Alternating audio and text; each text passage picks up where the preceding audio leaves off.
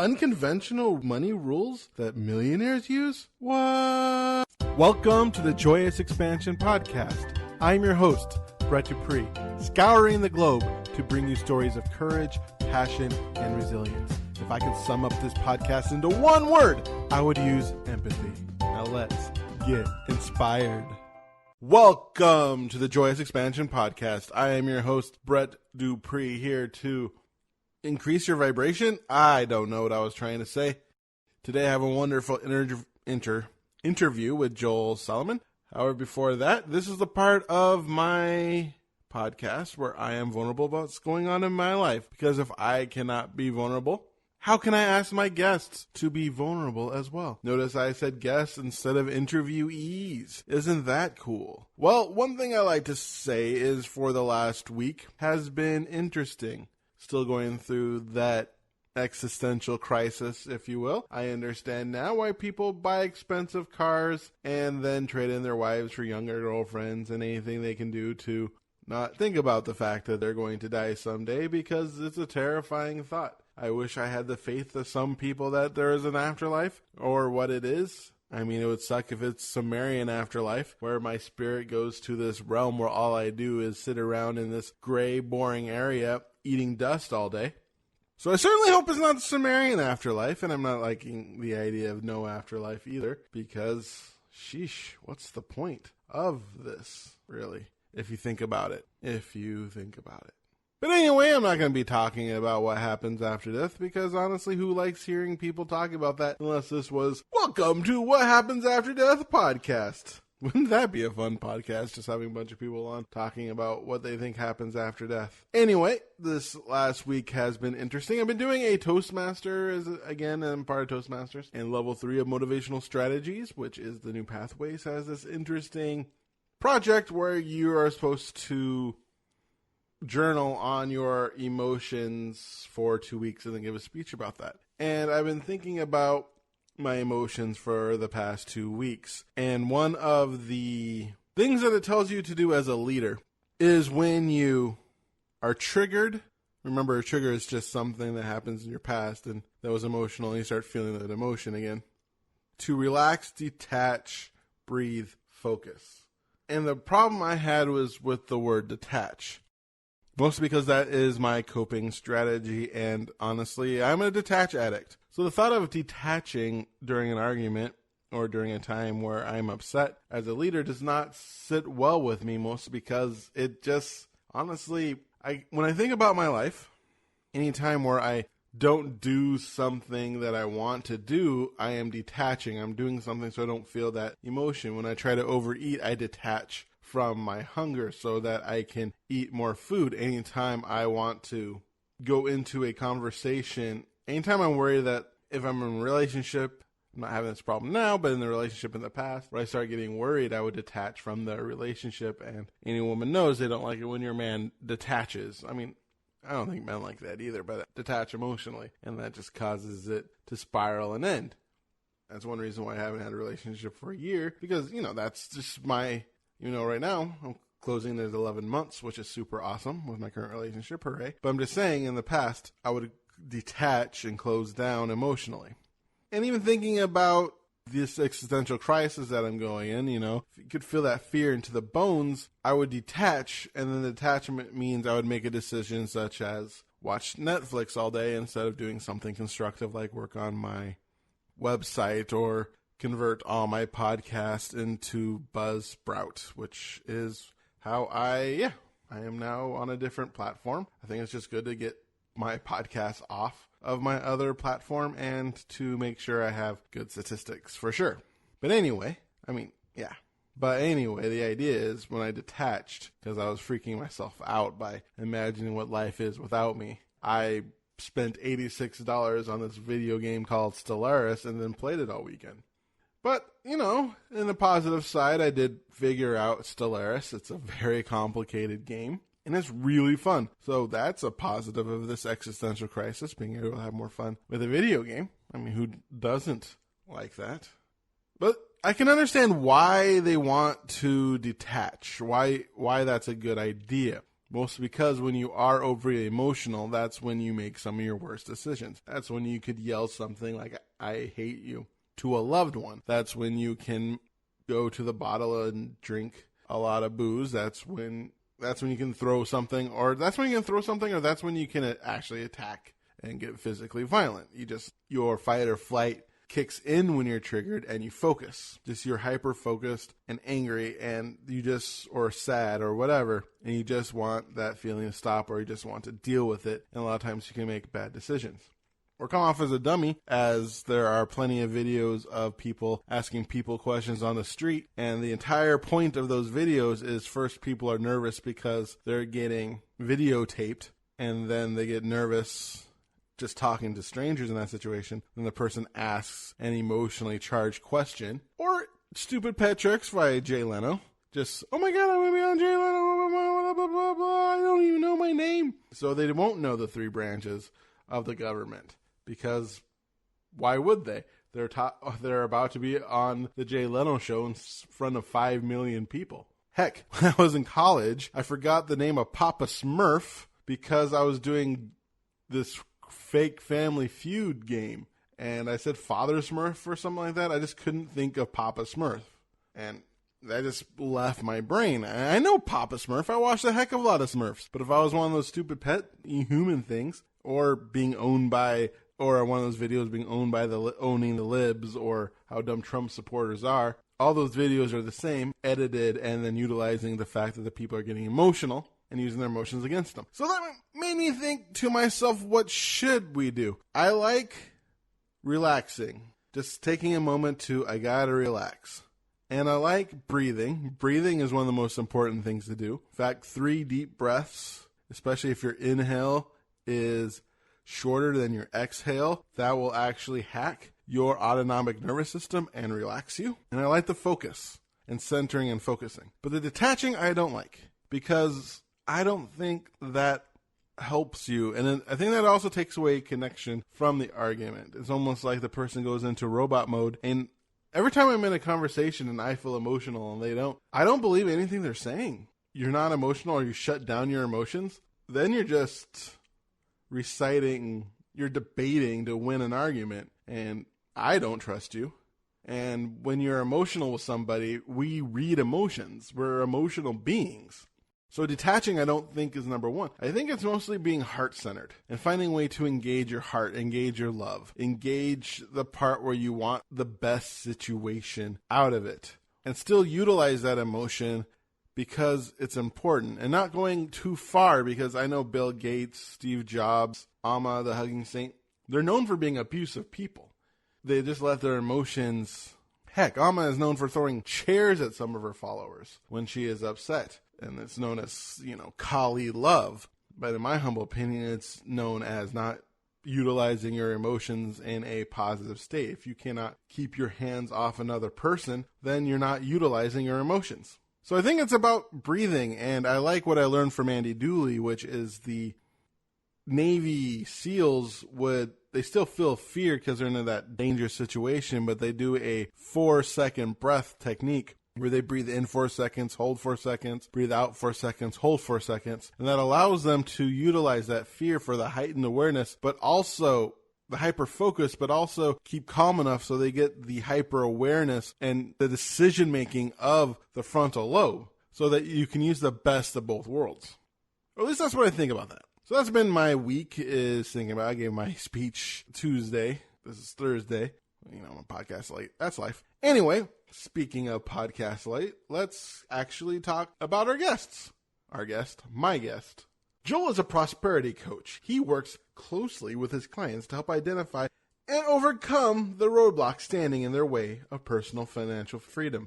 He is the author of 2 books, Mindful Money Management, Memoirs of a Hedge Fund Manager, which immediately became a bestseller. And his new book, which he is promoting today, is the 9 Money Rules Millionaires Use. He leads multiple workshops on teaching how to overcome limiting beliefs. And he's also a certified infinite possibilities trainer, just like me, an advanced communicator gold Toastmaster, just like me. And now, here's my interview with Joel Salomon. Hello, Joel, and welcome to my podcast. Brett, thanks so much for having me. It's a pleasure to be here. Real excited. I'm excited to have you on. It seems like you are a best-selling author. How fun is that? It is awesome. I am so grateful to be able to share my message with the world. It says here that you led nine podcasts, 9 workshops about overcoming your limiting beliefs. When you first got started in life, what were your limiting beliefs?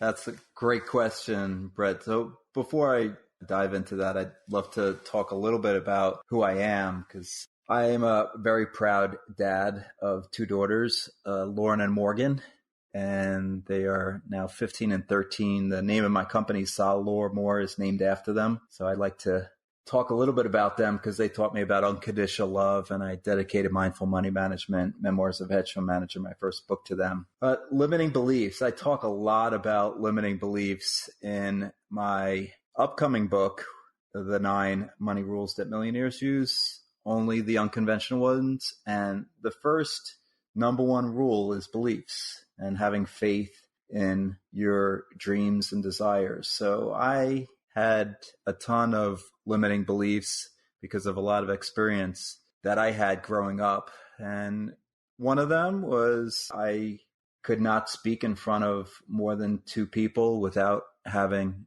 my index cards in front of me. My biggest fear in life was public speaking. So that was a big limiting belief. I had another big limiting belief that people were evil.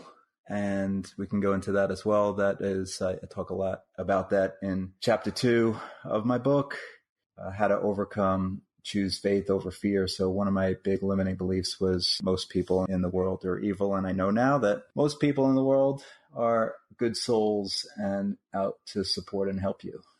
What was the underlying belief that caused you to believe that most people in this world are evil? Great question. 2 things happened growing up. One was on July 4th, 1976, when my parents and I came back from a 4th of July party in the evening of July 4th, and the front door was open and our house had been ransacked, and the TVs were gone, the jewelry was gone. And it was a very traumatic experience for a young child to go through. And then just a few years later, I was a latchkey kid. I used to come home for lunch when I was in high school if I had enough time. And one day I came home when I was 16 years old. And again, the front door was open, ajar a bit. And I walked in to see 2 robbers fleeing our house and unwittingly chased after them, having some courage, I guess, at the time. But those 2 instances, along with one other, which I can describe as well, I was 12 or 13. I had accidentally tripped one of the neighborhood's best friends. And my best friend the next day called me out of the house, said, we're going to play some baseball in the neighborhood on the street. And as I was walking down the street, I was jumped by this guy who I had tripped in school and who was probably double my size. I was very small for my age. And I took a pretty big whipping before my mom heard my screams, and the blood was dripping down my nose and so on. So those few instances made me have that very negative belief about others. How was your limiting beliefs holding you back in trying to accomplish your dreams? Well, I lived my life in fear, and the first one, in terms of public speaking, I was very shy. I had a very, very difficult time. Whenever I was called on, I'd freeze, or if I didn't have my notes in front of me, I'd have a very hard time speaking to a group. I have a story that I tell when I speak now about how in 2000 I was living and working in Switzerland, and my boss came to me in January of 2000 and she said to me, Joel, you had a good year in 1999. You accomplished a lot for us. I want you to come with me and the rest of the managing directors to Schruns, Austria, and give a speech in front of the 400 managing directors and the president of the division. As a reward, I said to myself, a reward? Are you kidding me? This is the least thing I want to do. And so I got prepared. I got out my PowerPoint and I did a very good PowerPoint presentation, and I wrote down every single word I was going to say. And on January 20th of 2000, I went with my boss and people from around the globe from my company I was working at, Swiss Re, stood up in that auditorium in front of 400 people, and I read every single word I had to say on every single slide. And I remember looking up about 15 minutes into that presentation and seeing the president of the division and one of the senior managing directors in the second row, both of them with their heads down, sleeping. That's a nightmare. And I went right back to reading my words. So that's one story of how that fear really impacted my professional life. And the fear of others that came from those robberies and that ambush when I was a young child made it very difficult for me to have friends. And I went through a large part of my life having just one or two friends from childhood, and had a very big difficulty making friends with others because of that assumption that they were going to do something evil to me. So what was the catalyst that made you make the decision to change this? There are a few things. One is I came in contact with a lot of people who were kind and nice, and started thinking that there are kind and nice people out there that are helping me, supporting me on my journey. And things started happening. I realized that when I started thinking positive thoughts, started thinking about people being nicer to me, that they were indeed nicer to me. And if I put out a dream or desire of having more friends, that more and more people showed up in my life that were friendly. And the other thing that happened with regards to public speaking was I went to a conference called Playing the Matrix by Mike Dooley. And at that conference, he talked about his background as an accountant. And I started my career as an actuary. And Brett, I don't know if you know the difference between an accountant and an actuary, but I tell people an actuary looks at his feet when he talks to you. An accountant looks at your feet when they talk to you. And they say an accountant is an actuary with charisma. So there's not much difference between the two of us. And Mike talked about his story and how he was an accountant and he decided that he was going to become a motivational speaker, and he needed to improve so that he could actually look up and not look at the floor when he was talking with other people. And he joined Toastmasters. And so I joined Toastmasters right after I went to Playing the Matrix in October 2016. And Toastmasters has helped me dramatically to gain the self-confidence to be able to speak in front of large crowds, to be able to speak without my note cards. And I even gave a speech in March of 2018 at Mike Dooley's Infinite Possibilities Train the Trainer, where I talk about how I'm now able to speak without writing every single word down and not having my note cards with me for every single speech or presentation or podcast that I give. One thing that stuck out to me that you said was, I was reading this book called Captivate, The Science of Success by Vanessa Van Edwards, and she mentioned the fact that the thing that differentiates popular people with non-popular people is just popular people are better at recognizing popular people and thus working on becoming friends with them. And the idea of being more friendly to get more friends just kind of coincides with that. It's funny how that works, is you want more friends, and the best way to do that is to be friendly. Exactly. From my perspective, it's what many people have termed the law of attraction. So you're putting out what you want. So you want to feel happy. if you put out happiness, you're going to get more and more things in your life to be happy about. If you're feeling grateful all day, every day for the things that you have now or the things that are coming in your life, there's more and more things that come into your life that you will appreciate. One thing that I'm curious about is what got you to going to play The Matrix by Mike Dooley. A lot of people live their life and have bad things, but they don't really do anything about it, and they just turn around and complain to their friends. What got you to actually want to do something? That's another great question, Brett. If you had asked me 25 years ago, what's your dream? What would you want to do if you could do anything? I would have said, be a hedge fund manager. And I got a lot of people who doubted me. I eventually got there. It took a very long time. It took me probably 15 years from the idea, the thought, to the actual fruition of that thought. And I actually started my own hedge fund in 2012, and we were doing well. Performance was very good, but we weren't of scale. And I went to a conference in 2012 that really changed my life and made me decide to shut down my hedge fund. And in 2016, I shut down my hedge fund and decided to become a prosperity coach. I called up this woman who was a health coach to ask her how she was marketing, how she was getting clients, picking her brain, as it were. And during that conversation becomes a life-changing event in its own right, because she says to me, Joel, are you going to play in The Matrix in October? And I said, what's that? And she said, Joel, you don't know Mike Dooley? You don't get the note from the universe? And I said, no, I'm really sorry, I don't. So she explained to me all about Mike.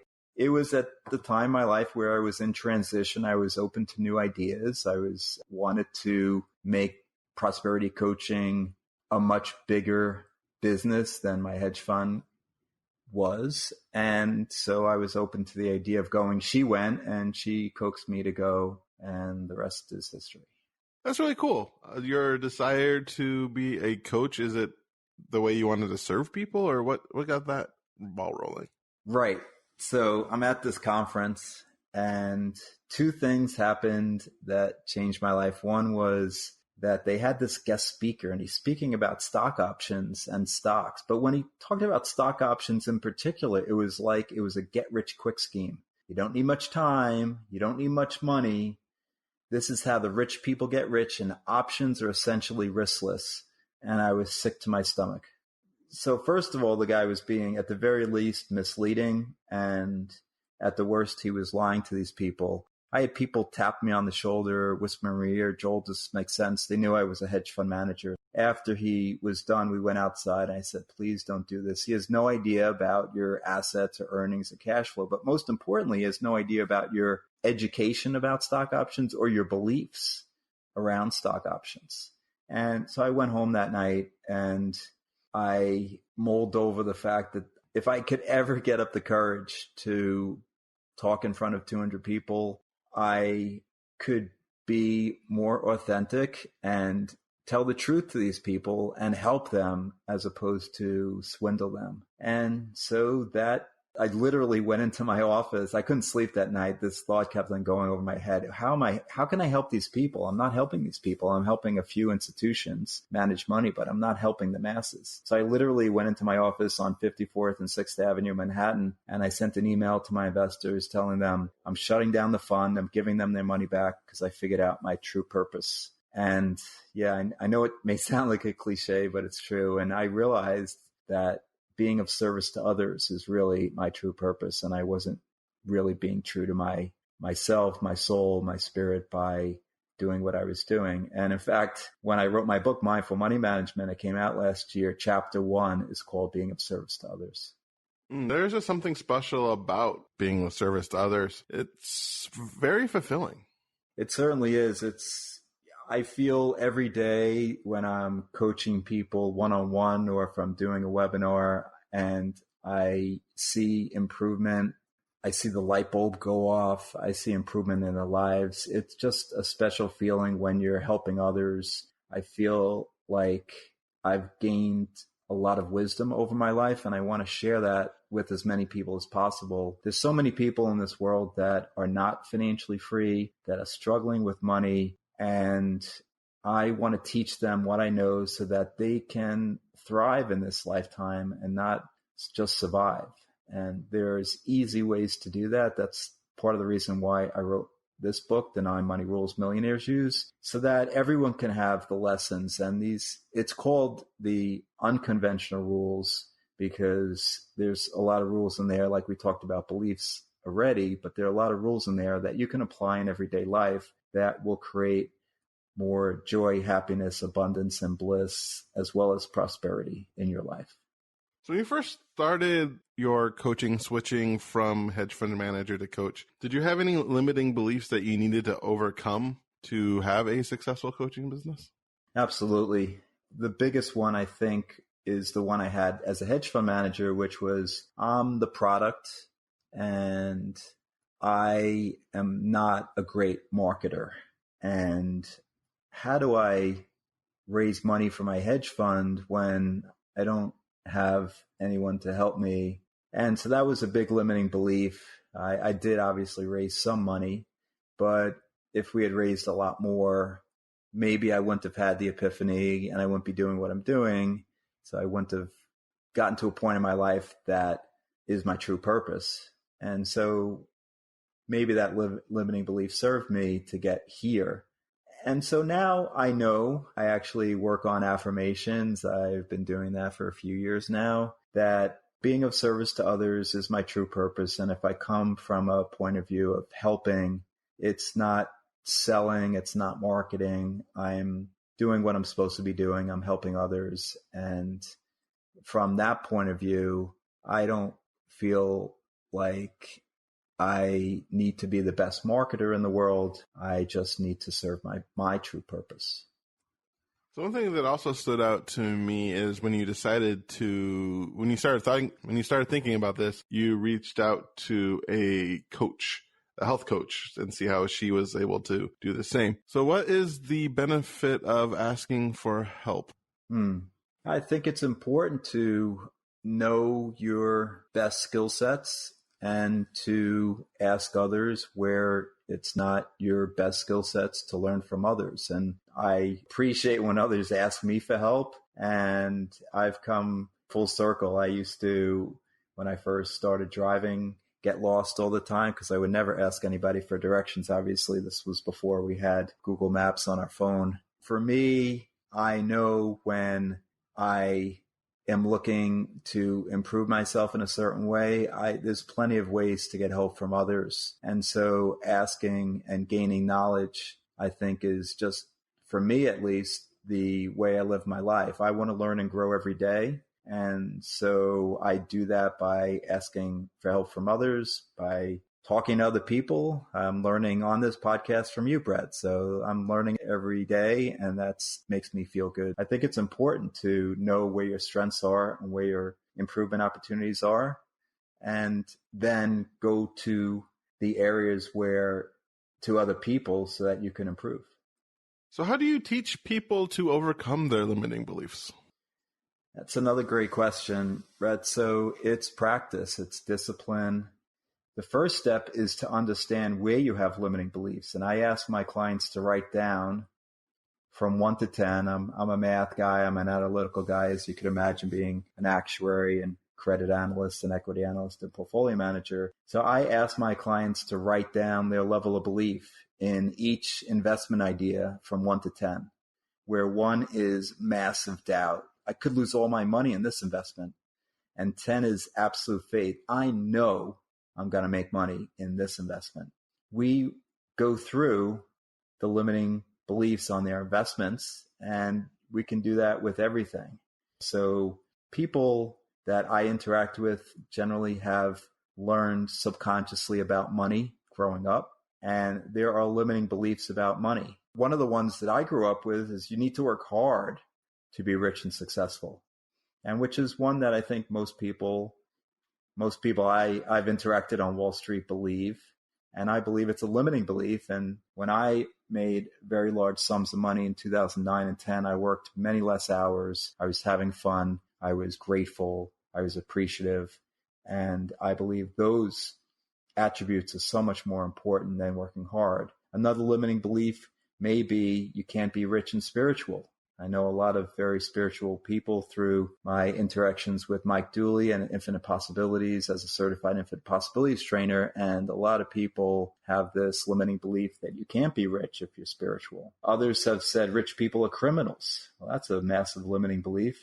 So if you believe rich people are criminals and you have a good soul, you're going to have an internal conflict. You're unable to become rich yourself if you believe that all rich people are criminals. There's a whole survey that I ask people to fill out before they start working with me that goes over a lot of these money beliefs that they may have. And look, some people come in with great, very strong beliefs that are empowering beliefs. They may be already very close to financial freedom, but there's a lot of people out there that are far away, and it's, I believe, mostly due to limiting beliefs. That is true. When you get your mindset correct, you can really move forward in your life. And those limiting beliefs are the things that can hold us back from that. I think not only can, but will. I think limiting beliefs stop us from living the lives of our dreams. So that's an important place to start. Beliefs are just thoughts that you've told yourself over and over again. And then it becomes, to some people, it becomes truth. Right? They don't even think it's a belief. They just think that's the truth. Rich people are criminals. That's the truth.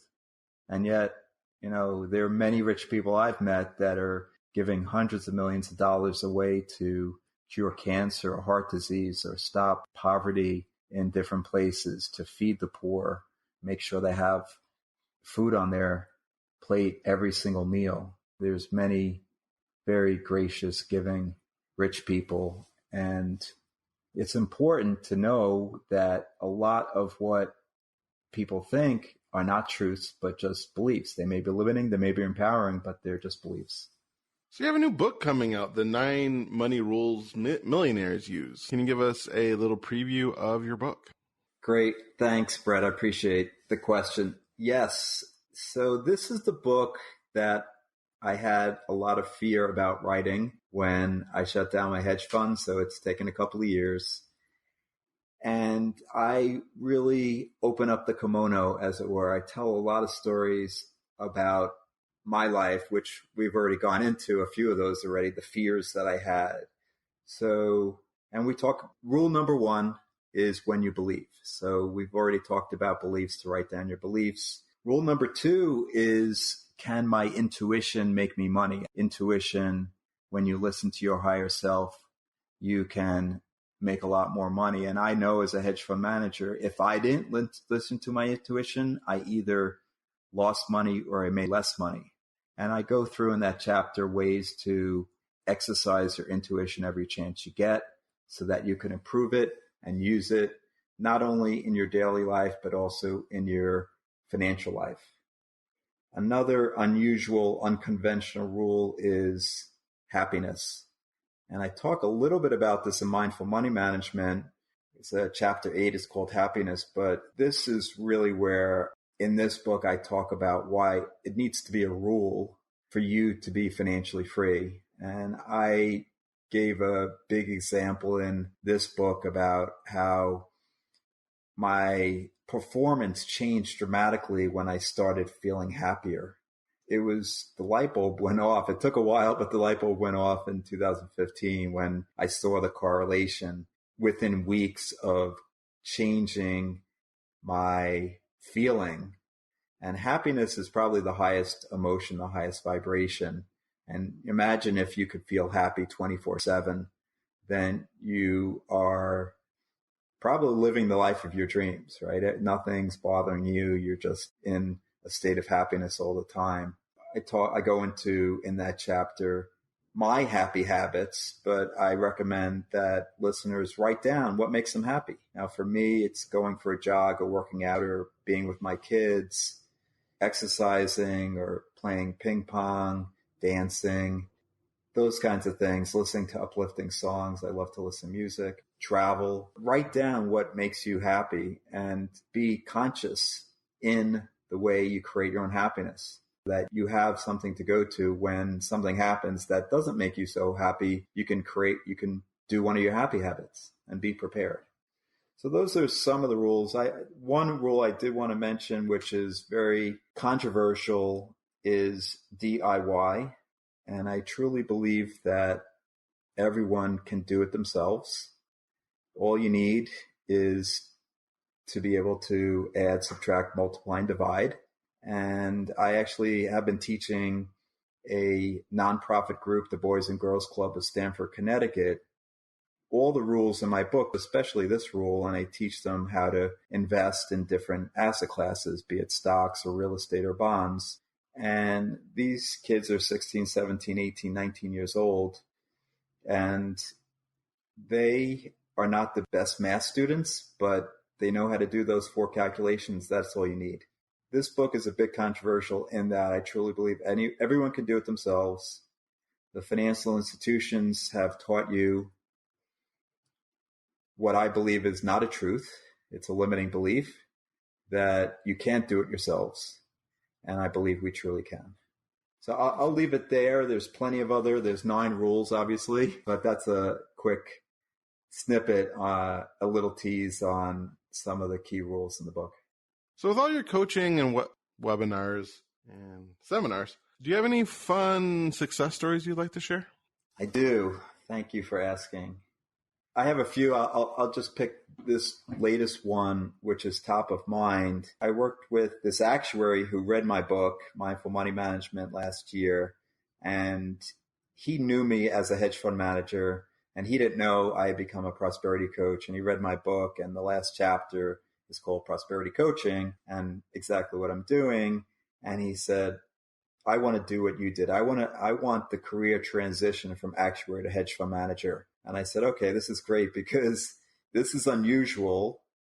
I teach people how to become financially free. I teach people how to change their money mindset. I teach people about investing, but this was a specific task. Get him from where he was, which he had pretty significant limiting beliefs on, that he could become a hedge fund manager like I did. And of course, it took me 15 years, but I didn't have a coach guiding me and helping me along the way. And anyway, long story short, he was living and working in Paris, and he is now working for a major investment bank. I'd say he's one step away from being a hedge fund manager, and it's taken him less than 18 months. So I think in another 2 or 3 years, he'll be where I was. That took me 15 years. I've shortened the time by teaching him the steps that I took. And I believe in 3 or 4 years, he'll be there instead of 15. So that's, for me, a pretty big success story. So he's pretty close to financial freedom. He's probably just a few years away. And I've helped people manifest money. I had a client who was very poverty conscious. She believed that she was running out of money. She was already retired and spending more than she had coming in. And I showed her how her cash flow was negative 1 year because of a couple of one-time expenses.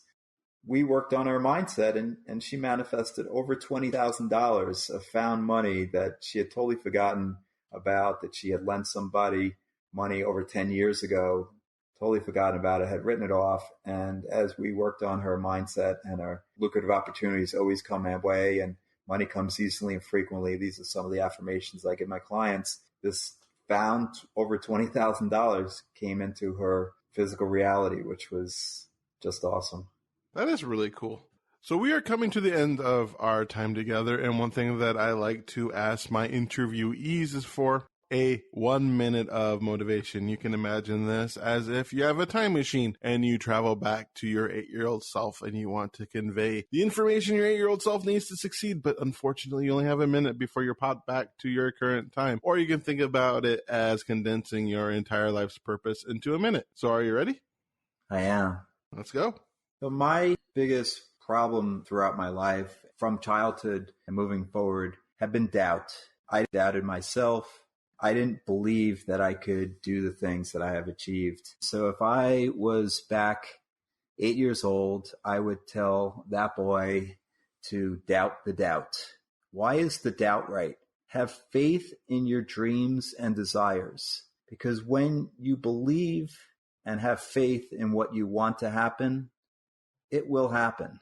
But if you doubt what's going to happen, and you question and you listen to others who may doubt you, because a lot of times your close family members doubt you. It actually doesn't occur. So doubt the doubt. Hashtag doubt the doubt. Have faith in your dreams and desires, and they will come true. Awesome. Thank you so much for being on my podcast. I really enjoyed your story on how you started your life living through fear and how fear held you back from going to your desire and having that, in most people's opinion, nightmare scenario of talking to a group of people and seeing your higher ups falling asleep and being able to use that and push through your fears and thus starting to live your life's purpose, which is serving others and helping other people live their lives, especially around money, because money is such a charging aspect of our modern day life. And so you helping people with their belief in money, I find very commendable. So thank you so much for being on my podcast, and thank you so much for your service to this, making this world a better place. Thanks so much, Brett. It's been a real pleasure, and I appreciate all your questions. Very insightful. Great interview. Thanks so much. May your day be special. Thank you.